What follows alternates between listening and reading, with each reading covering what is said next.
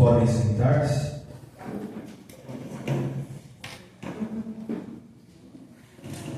Vamos ler a palavra do Senhor no livro do profeta Isaías, no capítulo 10, versículo 27.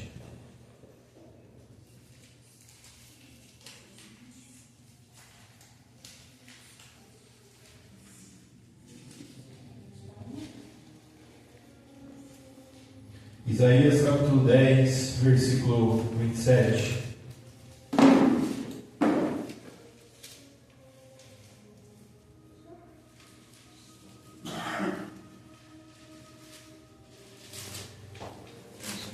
Amém?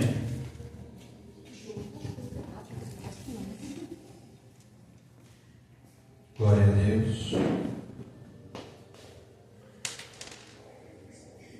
Que diz Isaías 10, 27: E acontecerá naquele dia que seu fardo será removido de sobre o teu ombro, e teu jugo de sobre o teu pescoço, e o jugo será destruído por causa da unção. Amém? Glória a Deus. Eu acredito que na tradução dos irmãos, a última frase é algo parecido com: o jugo será despedaçado por causa da unção. Amém?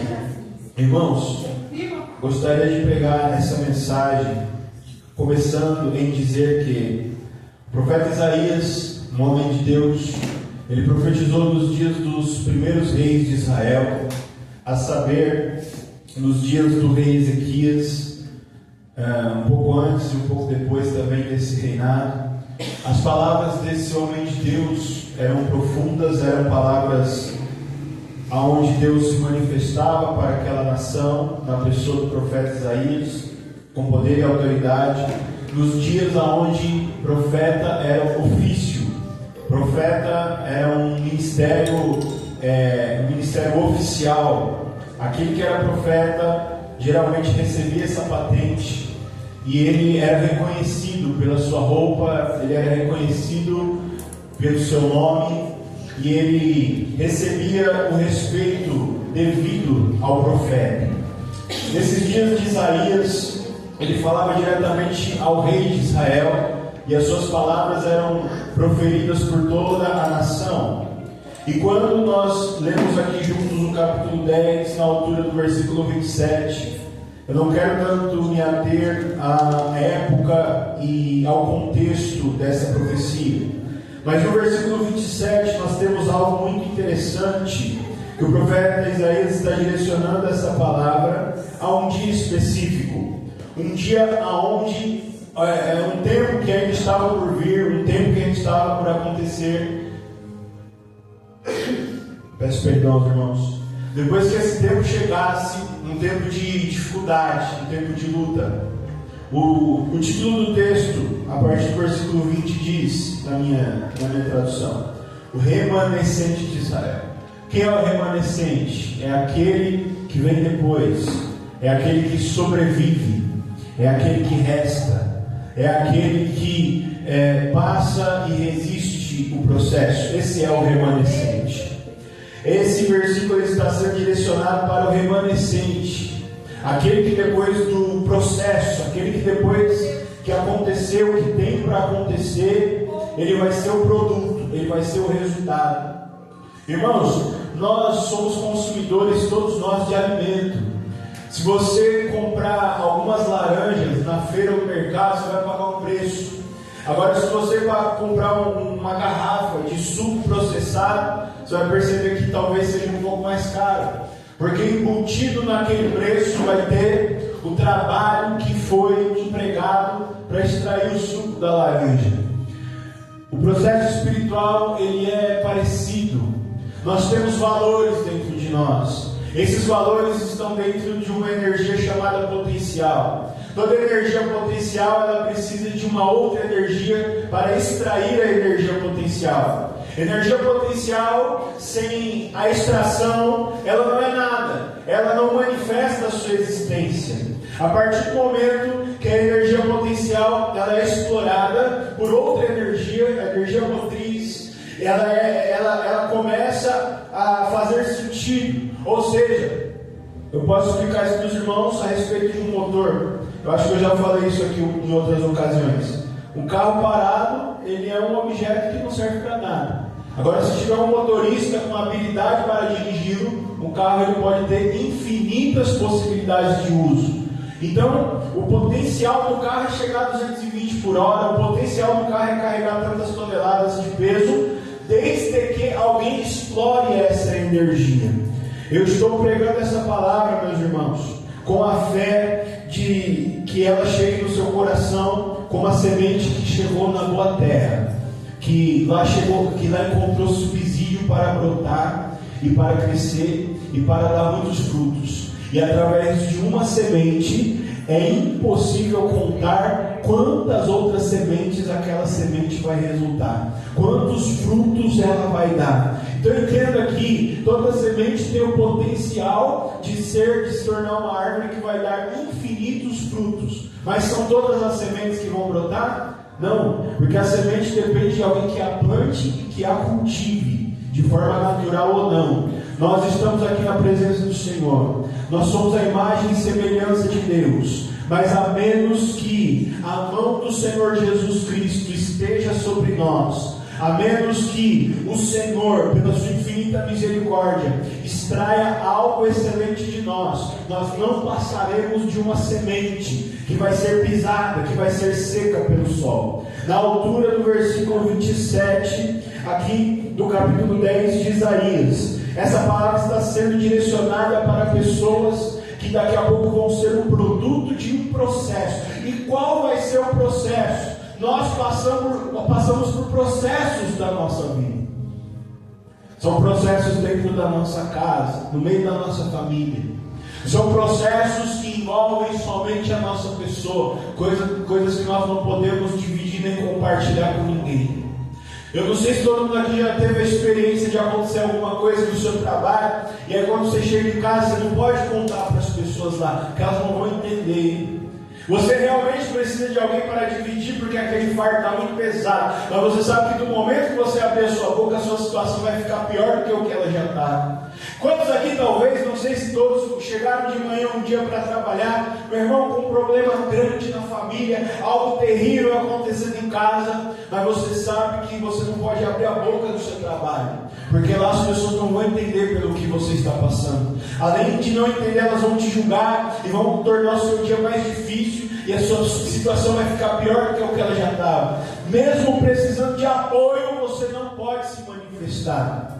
Eu chamo isso de processo, porque quanto mais eu enfrento situações aonde eu preciso de ajuda, e mesmo precisando eu não posso pedir ajuda, isso faz com que a pressão, isso faz com que a dificuldade, faça com que a minha mente comece a procurar uma solução. Irmão, quem é inteligente, de uma forma muito rápida, vai entender que essa ajuda não pode estar nessa terra. Essa ajuda não será encontrada em pessoas, em homem e nem em mulher. Muito rapidamente você vai saber, através da inteligência, do raciocínio, que não há na terra força que possa te tirar daquela tristeza, te levantar daquela angústia. Então alguém por inteligência vai descobrir e vai perceber: se alguma ajuda vier a mim, essa ajuda virá de fora, essa ajuda virá de outra instância, de outra dimensão. E aí nós começamos a clamar de dentro para fora: Senhor, eu sei que existe um livro que diz que o Senhor escuta a oração daquele que clama, a oração daquele que ora. Meu irmão, lá no céu começa a se ouvir um alarido, lá no céu começa a se ouvir um som, lá no céu começa a se sentir um cheiro. Meu irmão, quem é espiritual sabe que a oração lá no céu, ela não chega em forma de palavra, porque a oração verdadeira, a oração que vem de dentro, a palavra do Senhor, principalmente no Novo Testamento, ela é descrita como gemidos inexprimíveis. O que é um gemido inexprimível? Irmão, é algo que sai, que não é uma palavra, mas também não é um gemido, mas também não é um barulho. É um som que só Deus entende, que só Deus escuta. É o particular do crente com Deus. E quem é o crente? É o crente da Assembleia, da Presbiteriana, da Aliança Renovada em Cristo? Não! O crente é aquele que crê, glória a Deus. Todo aquele que crê, é assim que a palavra chama o crente. Quem é o crente? Aquele que crê. Crê no quê? Que Jesus Cristo é o único e suficiente Salvador. É só a oração deste tipo, desta categoria de pessoa, é a que chega diante do altar de Deus em gemidos inexprimíveis. Ou seja, é um idioma que só Deus conhece. E a oração no mundo espiritual, ela não é ouvida apenas, ela é ouvida, vista e sentida. A oração no mundo espiritual, ela pode sair daqui desse plano como um som, mas a partir do momento que ela chega nas regiões espirituais, ela tem cor, ela tem cheiro e ela tem som. O som é um idioma que ninguém entende. A cor, ninguém sabe por que tem aquela cor. E o cheiro é o cheiro de fumaça. É o cheiro que a Bíblia chama de cheiro de incensário sacerdotal. Aleluia. No Velho Testamento, o sacerdote entrava balançando o incensário para entrar no Santo dos Santos, o lugar que era santíssimo, que só os escolhidos podiam entrar para oferecer o sacrifício, para oferecer expiação pela culpa e por agradecimento. Veja que a oração chega no céu com uma fumaça colorida e um barulho que só Deus entende. É assim que eu interpreto a oração. Gemidos inexprimíveis. E quando ela chega diante de Deus, o Senhor começa a ouvir aquela oração. Eu quero expressar isso para você aqui nessa noite. Os demônios e os anjos não entendem a oração do crente. Quem aqui está ouvindo o que eu estou dizendo? Irmão, quando eu oro na igreja, quando eu oro em casa, seja o Pai Nosso, ou seja uma oração, né, Senhor, meu Deus, meu Pai, a gente não tem um jeito de começar a oração. E essa oração é ouvida por todo mundo, inclusive por Deus. Mas tem uma oração que ela vem de dentro. E a gente só consegue fazer essa oração quando o nosso espírito começa a ficar mais forte do que a nossa carne. E sabe qual que é esse momento? Quase sempre é o momento da luta, o momento da aprovação, ou que eu chamei mais cedo de o momento do processo. Quantos aqui estão ouvindo essa palavra? Eu posso dar um exemplo de processo. Uma das últimas orações que o Senhor Jesus fez antes de ser crucificado, talvez a última, foi no Getsemane. A palavra Getsemane, ela tem a ver no seu significado com moenda. O que é uma moenda? Se você for lá no lugar onde Jesus fez a oração, lá, né, no Monte das Oliveiras, no Getsemane, você vai ver um monte de oliveira plantada. O que é oliveira? É a árvore que dá azeitona, sim ou não? E da azeitona, qual que é o produto da azeitona? O azeite, glória a Deus. Jesus foi orar lá, no meio da plantação. Ele chama Pedro, Tiago e João. E no meio desse terreno, até hoje, nos dias de Jesus, e até hoje está lá, tem uma moenda grande. O que é essa moenda? Ela servia para jogar as azeitonas lá. Aquilo era girado por tração animal. E conforme as azeitonas estavam lá no meio, elas eram trituradas e embaixo saía o azeite. E aí o meu Senhor, o teu Senhor, que a gente vai chamar de Jesus Cristo, ele vai simbolicamente até o Getsemane, no meio das oliveiras, e ele começa a orar e suar lágrimas de sangue. Ele está mostrando para mim e para você como que acontece o processo na vida do crente. Um momento de dor, de sofrimento, mas é um momento que precisa acontecer na minha e na sua vida. Porque a azeitona é comida de bicho, mas o azeite é para quem trabalha. Glória a Deus. Aleluia. Não me leve a mal se você gosta de azeitona, mas o objetivo de quem planta azeitona é produzir o azeite, porque é o azeite que tem valor. Glória a Deus. Jesus Cristo está sendo processado na moenda da vida. Ele está sendo moído. A palavra diz nos evangelhos: agradou Deus moê-lo. Alguém aqui está ouvindo essa palavra? Agradou Deus moê-lo pelo quê? Pelas nossas transgressões e pelos nossos pecados. E por que Deus moeu Jesus? Para que saísse o produto. Porque no sangue do Calvário nós podemos enxergar o sangue descendo, mas nós também podemos entender que esse sangue é o azeite que desce da oliveira. E para que serve o sangue de Jesus? Para que desce o azeite? Naquela época era muito usado o azeite, não para tempero apenas, mas também sabe para quê? Para purificar. O azeite purificava. O azeite limpava, o azeite transformava, o azeite era algo poderoso e necessário. A gente não entende por que de tantos processos, porque que a vida exige que nós sejamos tão fortes diante de situações, mas não é a vida que exige, porque se você for forte ou não, o mundo vai continuar girando, as pessoas vão continuar vivendo. Sabe quem está interessado em que você seja forte para passar pelos processos da sua vida? O Deus que te criou. Deus investiu em você, Ele investiu em você tempo, Ele colocou em você a imagem e a semelhança dEle, e o Senhor quer que você vença, para que o nome dEle seja glorificado, para que Ele olhe para o produto da sua criação e diga: é meu, fui eu que criei, fui eu que fiz, fui eu que formei, e sou eu que dou vitória. Se você olhar em volta, você não vai ver ninguém interessado no teu sucesso. Se você olhar em volta, irmão, faça o teste. Conte um problema seu para você ver, para alguém, para você ver a alegria na cara da pessoa. E sem que ela diga, você vê na expressão do rosto dela: antes você do que eu. Nós precisamos tomar cuidado, porque no momento da nossa fragilidade, nós buscamos nas pessoas o que nós só podemos esperar e buscar no Senhor. Quantos aqui ouvem o que eu estou te dizendo aqui?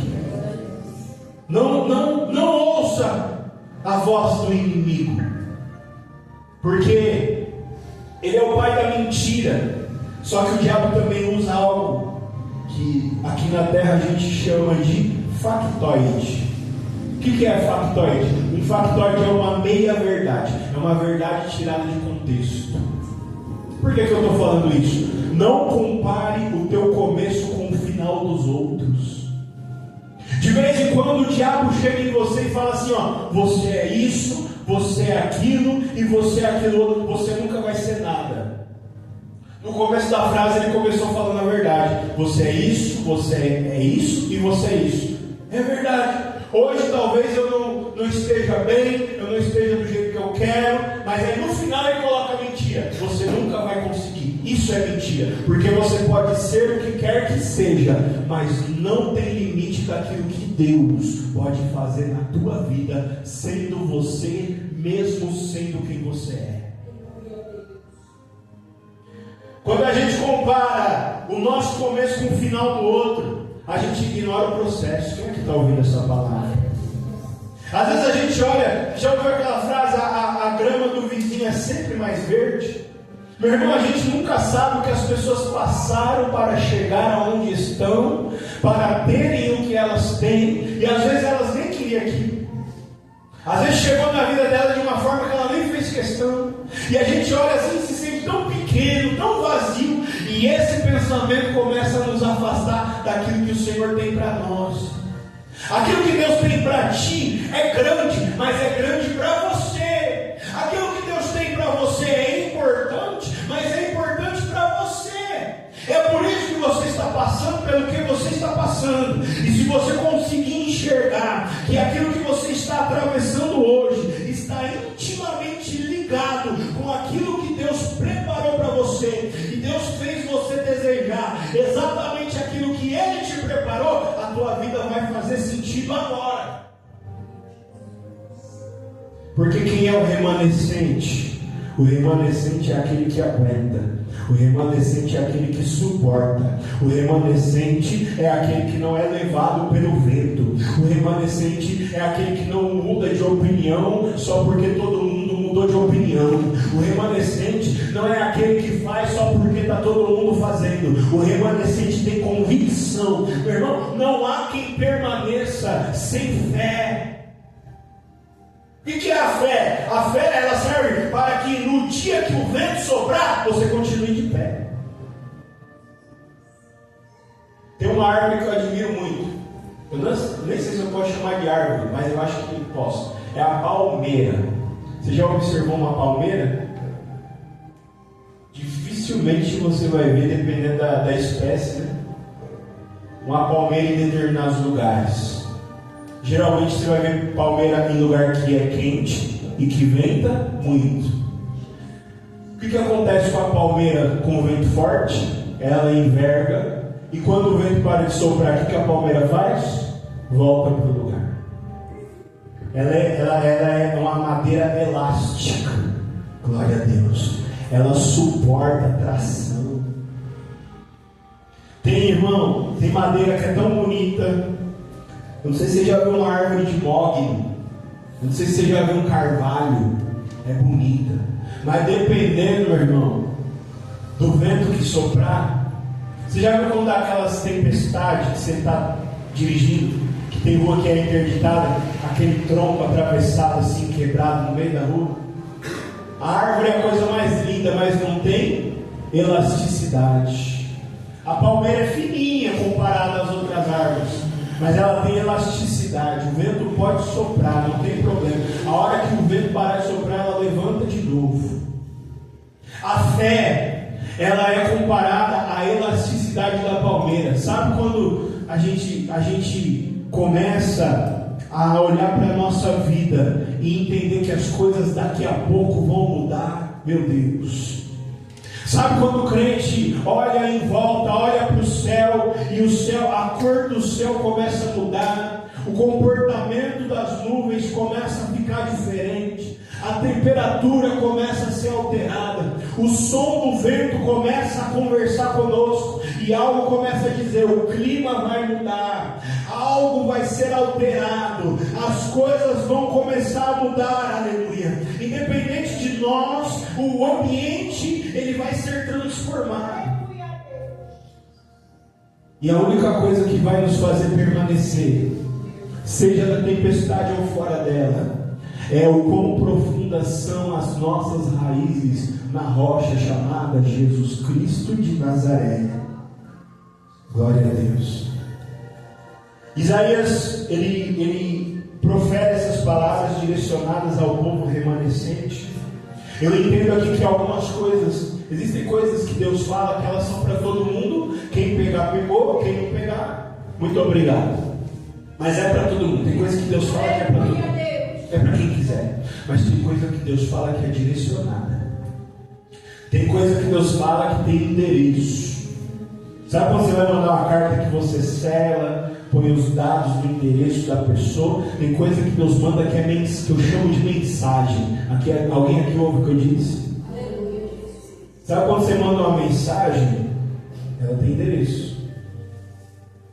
E uma coisa que eu entendo aqui é que essa palavra, ela é uma mensagem, ela tem um endereço, ela está direcionada ao remanescente de Israel. É o povo que está tendo fé sem ver o resultado dessa fé ainda. Quantos exemplos que a Bíblia dá? A Bíblia não fala do agricultor que coloca a semente na terra, meu irmão, e ele sabe que não vai ser nem amanhã e nem depois que ele vai ver aquilo brotando. Eu falei aqui do mogno. Alguém aqui sabe quanto tempo um agricultor de mogno leva para poder começar a vender a madeira de uma fazenda de mogno? Quando que o mogno fica bom para você cortar? E a madeira de corte, ela é assim: você planta e aquela árvore cresce, aí você vai plantando um monte, vai plantando e vai crescendo. Aí você volta lá naquela primeira que você plantou, você corta ela e aí vai plantando de novo. É assim que faz madeira de corte. E o mogno é uma das, a mais cara, é uma das mais caras madeiras que tem. Sabe quanto tempo que o agricultor do mogno leva para poder começar a vender o mogno que ele plantou? Se ele começar hoje, Ele vai vender o mogno dele em 2045. 25, 10, 35, 45, 20 anos. Então tem gente que está plantando mogno hoje que quem vai vender é o neto dele. 20 anos ele sabe que só vai, e aí ele está plantando agora. Tem gente que aceitou Jesus faz uma semana e já quer, meu irmão, saber o dia da vinda de Cristo. Cadê Deus? Ele vai me revelar ou não vai? Quero dia, hora, eu quero tudo. Tem gente aqui, meu irmão, que entrou na presença do Senhor outro dia e já quer entender, já quer saber. Só que essa palavra aqui, que eu disse que ela tem um endereço, ela não é para quem está ansioso, ela é para quem está à disposição do Senhor. Eu não estou dizendo aqui que você entrou na presença do Senhor e Deus só vai falar com você daqui 20 anos. Deus vai falar com você de acordo com a disposição do teu coração. Sabe qual é o servo que agrada o coração do Senhor? É aquele que está disponível para Deus. É aquele que diz: eu entrei na tua presença. Eu não sei se vai ser hoje, nem amanhã ou semana que vem, mas eu só saio de perto de ti quando tu falares comigo. Lembra de Jacó? Como é que Jacó falou para o anjo? Enquanto você não me abençoar, eu não deixo você ir. Glória a Deus, aleluia. Alguém aqui vai entrar na presença do Senhor e vai dizer: eu estou na tua presença, e se o Senhor mandar eu andar, eu vou andar. Se o Senhor mandar eu ficar, eu vou ficar. E se o Senhor não falar nada, eu vou continuar clamando. Eu vou continuar clamando e eu vou clamar, porque uma hora a tua vontade vai virar ao meu favor. Alguma hora o Senhor vai me dar uma instrução e eu estou disposto, eu estou a postos, eu estou disponível para Deus. Tem alguém aqui disponível para Deus nessa noite? Quem é o remanescente? Aquele que está disponível para Deus. E como que eu fico disponível para Deus? Quando eu estou atento. Tem um versículo que diz assim, uma coisa peço ao Senhor, se eu não me engano está nos Salmos, e a buscarei. O rei Davi disse: uma coisa peço ao Senhor e a buscarei. Tem gente aqui que Deus colocou algo no teu coração e colocou você para desejar. Quantos aqui ouviram isso? Irmão, Davi estava lá cuidando das malhadas do pai dele. Um dia o profeta Samuel, sacerdote, chega e unge ele rei. Irmão, ele nunca pediu para Deus para ser rei. Alguém que está ouvindo o que eu estou pregando? Glória a Deus. Me mostra uma oração lá que Davi estava lá cuidando das ovelhas. Um dia ele orou e falou: me faz rei. Ele nunca pediu. Mas no dia que Samuel ungiu Davi rei, daquele dia em diante, ele começou a ter aquele desejo no coração. Deus me escolheu. Um dia eu vou sentar naquele trono. Não sei como vai ser, mas eu estou preparado. Daquele dia em diante ele estava sonhando com aquilo. Tem coisa que Deus colocou no teu coração. Você acha que é um sonho seu, você acha que é um desejo seu, mas Deus manda dizer: é grande, então não é seu, é de Deus. E o Senhor colocou esse desejo no seu coração, glória a Deus, para que Ele possa cumprir. Porque no dia que Ele cumprir, Ele vai ser glorificado na tua vida. É algo tão grande que a tua família, que as pessoas à tua volta vão olhar e vão falar: mas ela, mas ele. E aí o Espírito de Deus vai se alegrar, porque todos saberão que o vaso de barro foi cheio da glória de Deus. Alguém aqui ouviu essa palavra? Glória a Deus. Essa é a melhor sensação que alguém pode sentir. Então, irmão, quando nós observamos que essa mensagem ela tem um endereço, ela é para alguém, e Deus é maravilhoso, porque a mensagem dele é codificada. Repita isso comigo: codificada.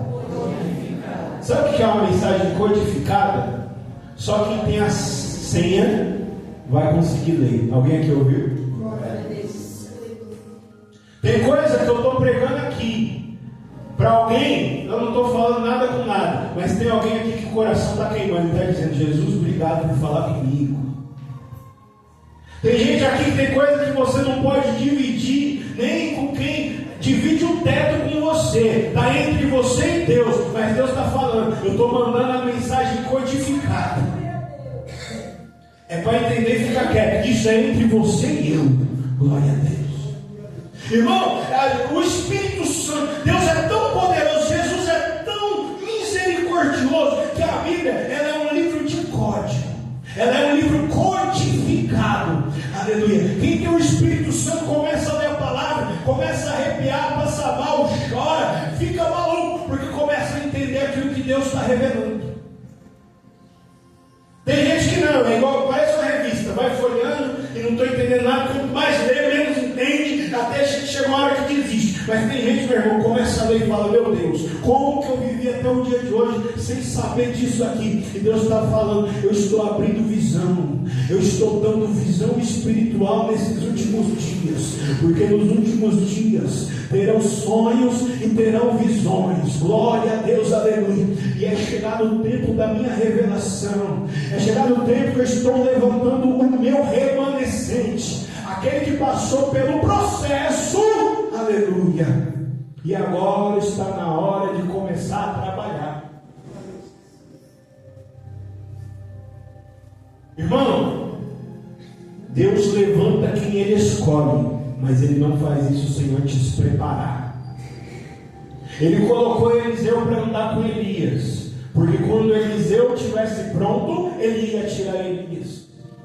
Ele colocou 12 homens para andar em volta de Jesus, e no dia que os 12 estavam prontos, Jesus subiu.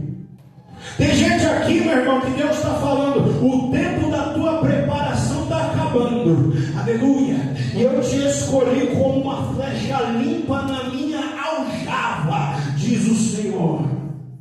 Eu não sei se você entendeu o que eu preguei agora. O que é uma flecha limpa na aljava? Imagine um flecheiro, arco e flecha. A aljava é aquela mochila que ele usa nas costas cheia de flecha. O que é uma flecha limpa? É uma flecha pronta para ser usada. Glória a Deus, aleluia, preparada. Aquele que come, um dia vai dar de comer. Aquele que bebe, um dia vai dar de beber. Mas só está na presença do Senhor aquele que tem desejo por servi-lo e por ser mordomo na sua obra. Alguém aqui já ouviu falar na palavra mordomia? Repita isso comigo, mordomia. Mais forte, mordomia. Meu irmão, eu acho que todo mundo já ouviu essa palavra, mas ninguém entende o significado dela. Porque geralmente essa palavra é usada para ofender alguém, né? Fulano só quer mordomia, é um folgado. A gente, né? Sim ou não? Irmão, não existe, talvez mordomia é uma das palavras mais lindas que tem na face da terra. Sabe por quê? A palavra mordomia significa servir com excelência. Para você ter uma ideia do que eu estou tentando explicar aqui nessa noite. Você sabe quem é o mordomo, o maior mordomo de um país? É o presidente da república, de um estado, o governador do estado. Ou seja, é alguém que é eleito e ele vai liderar todas as pessoas que vão servir. Então ele tem que ser o melhor servo de todos, para ele poder conduzir quem está servindo, para que sirvam com excelência. Na Bíblia, Jesus Cristo dá um exemplo de mordomia quando ele vai lavar os pés dos discípulos. E aí ele vai lavar o pé do Pedro, o Pedro não quer deixar ele lavar o pé dele, porque o Pedro não está entendendo. E é igual a gente, até a gente entender, a gente dá trabalho. Depois que a gente entende, a gente começa a trabalhar. Quem aqui está ouvindo o que eu estou pregando? O Senhor está levantando mordomos, manda-me dizer o Espírito Santo do Senhor. Quem são os mordomos? Aqueles que servem com excelência. Sabe por quê? O poder de Jesus não está na mão dos reis. Aquele rei que nasceu rei, sabe, que não sabe o que quer ser uma pessoa, quer ser. Não, Jesus não tem nada com esses, não. O poder do Senhor Jesus está na mão dos mordomos, aqueles que servem com excelência. Lembra quando o Senhor chamou Neemias? Qual que era o cargo de Neemias? Copeiro do rei, mordomo, servo. Ele clamou ao Senhor, ele falou: meu Deus,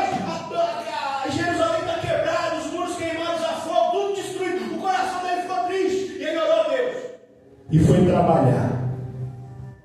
Alguém aqui ouviu o que eu falei? Tem uma parte do Evangelho que Jesus fala assim: tome a sua cruz e siga após mim. Alguém que ouviu essa palavra?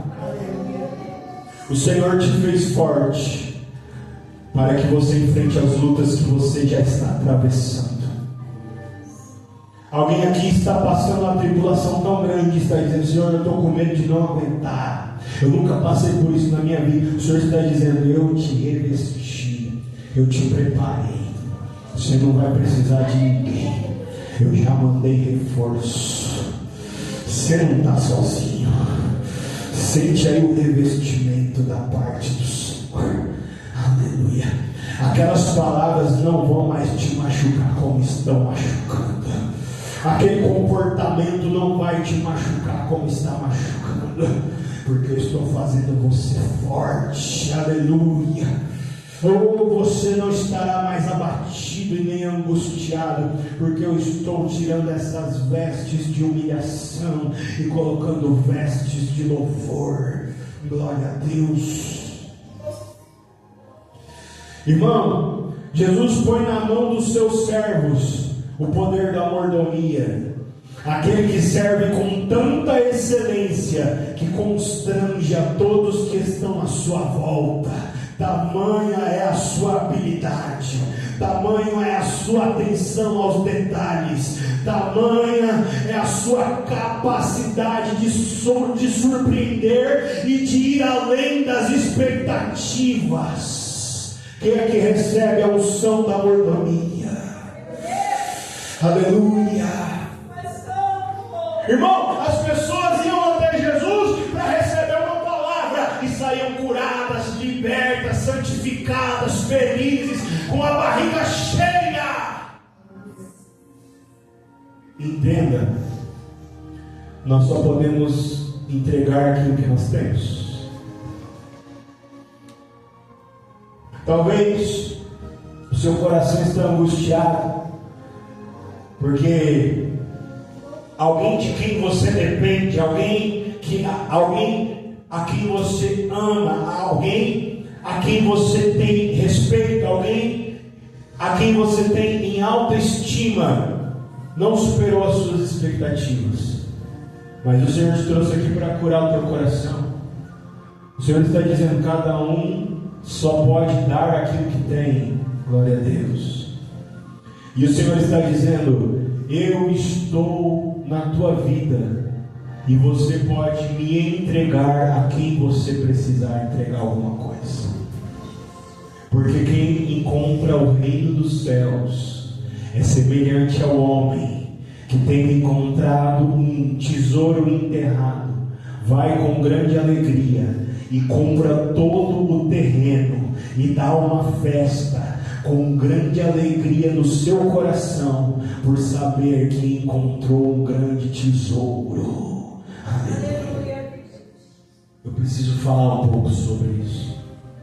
Irmão, pensa que você viu um terreno assim cheio de mato, vazio, um terreno grande. Você começou a andar no meio daquele terreno, meio sem motivo. Você viu ali uma terra mexida, aí você cavou ali um pouco, uns 2, 3 pau, achou uma caixa cheia de ouro.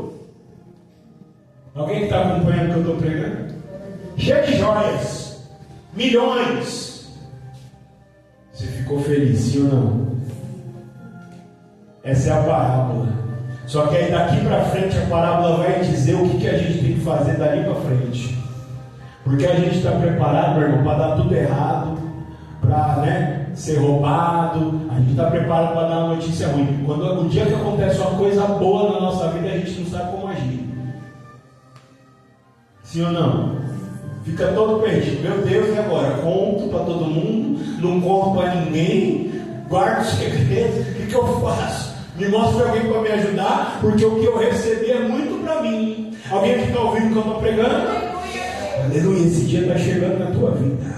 E o Senhor está dando estratégia. Aí, meu irmão, ele está falando nessa parábola: achou o tesouro, o que eu faço? Enterra de novo. Põe uma estaca ali, só para você achar depois. As pessoas vão ver a estaca, ninguém vai entender nada, mas você sabe o que é. E aí você vai embora. Leva o tesouro? Não, porque não é para que ninguém. As pessoas não podem estragar aquilo que elas não sabem que existe. Quem é que está ouvindo o que eu estou pregando? Tem coisa que Deus vai colocar na tua mão. Glória a Deus. Você sabe por que se comemora a festa de 1 ano de idade das crianças? Na época medieval, 600 anos atrás, existia uma grande mortalidade infantil. Ou seja, as crianças nasciam e morriam antes de completar 1 ano. Então, quando a criança completava 1 ano, se usava a expressão: completou 1 ano, então vai vingar. Alguém que já ouviu essa expressão? Os antigos usavam, sim ou não? Completou 1 ano é porque vai vingar. Aí dava uma festa. Por que não dava antes de 1 ano? Não vai gastar dinheiro com uma criança que não vai para frente. Por mais triste que seja, é uma realidade. Tem coisa que Deus vai colocar na tua vida, meu irmão, que você vai ter que esperar vingar para fazer a festa. Quem aqui está ouvindo o que eu estou pregando? Aí você enterra e faz um sinal e vai embora. E aí o que eu faço, meu irmão? Procuro o dono do terreno. Aleluia. Alguém aqui ouviu o que eu estou pregando? Procura o dono do terreno. O que faz com o terreno? Compra. Mas não tem dinheiro. Meu irmão, o que tem lá dentro vale mais do que tudo que você tem na sua vida. Quem aqui ouviu o que eu estou pregando? Aleluia. Você acha o terreno e fala: quer vender? Não. Fala o preço. 300 mil. Rapaz, está caro esse terreno. 280 mil eu faço. Sabe o que você vai fazer? Você vai lá, você vai vender sua casa, você vai vender sua cama, você vai vender o seu cachorro, você vai no banco, você vai pedir dinheiro emprestado, você vai fazer o que você tiver que fazer e vai comprar um terreno. E alguém vai olhar para você e vai falar: sabe o que? Tá louco? Tá louco? Terreno cheio de mato, uma ribanceira daquela, ninguém quer morar lá, mas no seu coração você está o quê? Feliz, porque você sabe o que você encontrou. Só você sabe o que tem lá dentro. Essa é a parábola. Aí comprou o terreno é seu. Então, quando você compra o terreno, tudo que tem nele é adquirir a posse. Então você tem a posse. Você não achou mais, agora é seu. Porque aquele tesouro vale muito mais do que aquele terreno. O Senhor está dando a revelação para alguém aqui nessa noite. Aleluia. Tem segredo que é entre você e Deus. Tem coisa que você vai começar a fazer que você não deve satisfação a ninguém. Olhe para alguém que está ao seu lado e diga: ei, obedecendo a Deus, você não deve satisfação para ninguém. Só quem entendeu da glória. E o profeta diz: o jugo será despedaçado por causa da unção. O que é jugo? É aquela madeira. Imagina um cavalo do lado do outro. Para o cavalo poder puxar o arado. Sabe o que é arado? Aquela ferramenta que entra na terra para ferir ela, para virar a terra. Colocava um cavalo do lado do outro, colocava um jugo em cima dos dois cavalos e o arado preso no jugo para os cavalos puxar o arado. O profeta está fazendo uma comparação entre o jugo e aquele processo que o povo de Israel estava passando. Um jugo muito pesado, difícil de andar, difícil de suportar. Mas a mensagem dessa noite ela é um convite. Continue puxando o arado, continue levando esse jugo, continue suportando, porque este jugo será despedaçado por causa daquilo que só vem da mão de Deus, aquilo que só pode vir do trono celestial, aquilo que só pode vir através da oração ouvida e atendida. A unção é resposta de oração, a unção é socorro que vem do céu, a unção é aquilo que vai mudar a tua vida. Mas enquanto ela não chega, receba a força da parte do Senhor e continua carregando a tua cruz, porque o Senhor está falando que não é para sempre. Essa luta vai passar, mas enquanto ela não passa, Eu estou te capacitando. Só quem entendeu a palavra, aleluia, dá uma salva de palmas para Jesus. Eu agradeço a oportunidade